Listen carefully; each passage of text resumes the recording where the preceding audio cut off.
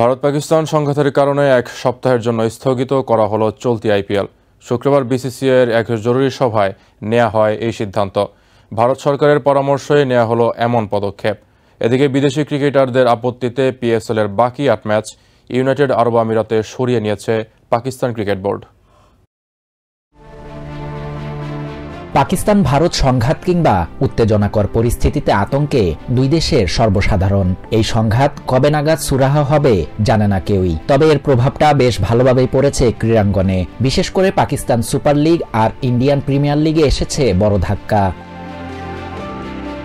দফায় দফায় বৈঠকের পর নিরাপত্তা বিষয়ে এবার এক সপ্তাহের জন্য স্থগিত করা হলো চলতি আইপিএল। শুক্রবার জরুরি বৈঠকের পর এই সিদ্ধান্তের কথা জানান ভারতীয় ক্রিকেট নিয়ন্ত্রণ বোর্ড বিসিসিআই এর vice president Rajiv Shukla. BCCI ने निर्णय लिया है। পাকিস্তান ভারত যুদ্ধের কারণে খেলোয়াড়দের নিরাপত্তা সহ সার্বিক বিষয় চিন্তা করে বিসিসিআই সিদ্ধান্ত নিয়েছে এক সপ্তাহের জন্য বন্ধ থাকবে আইপিএল। পরবর্তী পরিস্থিতি বিবেচনা করে ফ্র্যাঞ্চাইজি, ব্রডকাস্ট ও স্টেক হোল্ডারদের সবার পরামর্শ নিয়ে এবং ভারত সরকার অনুমতি দিলে তবেই আবার মাঠে গড়াবে আইপিএল।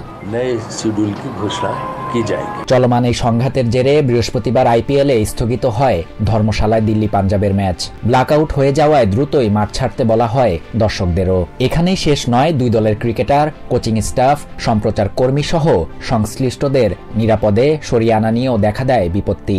বিমানবন্দর বন্ধ থাকায় বাধ্য হয়ে বিকল্প হিসেবে ব্যবস্থা করা হয় বিশেষ ট্রেনের। এরপরেই প্রশ্ন উঠে, টুর্নামেন্টের বাকি ম্যাচগুলো মাঠে গড়াবে তো? আইপিএল এর বিদেশি খেলোয়াড়রা ভারতে অবস্থান করাটা নিরাপদ মনে করছেন না। যত দ্রুত সম্ভব দেশে ফিরতে চান তারা। বিভিন্ন গণমাধ্যমে আসে এমন খবরও। তাতেই আইপিএল এর ভবিষ্যৎ নিয়ে দেখা দেয় শঙ্কা।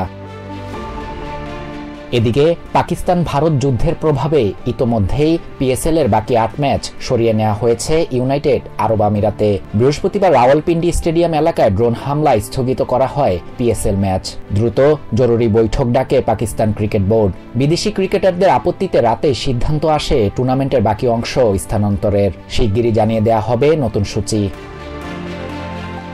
এর আগে পেহেলগামের রক্তাক্ত ঘটনার পরই পাকিস্তানের বিরুদ্ধে ম্যাচ বয়কটের ডাক দেন টিম ইন্ডিয়ার head coach Gautam Gambhir. Shahriar Shafat, TVN 24 news desk.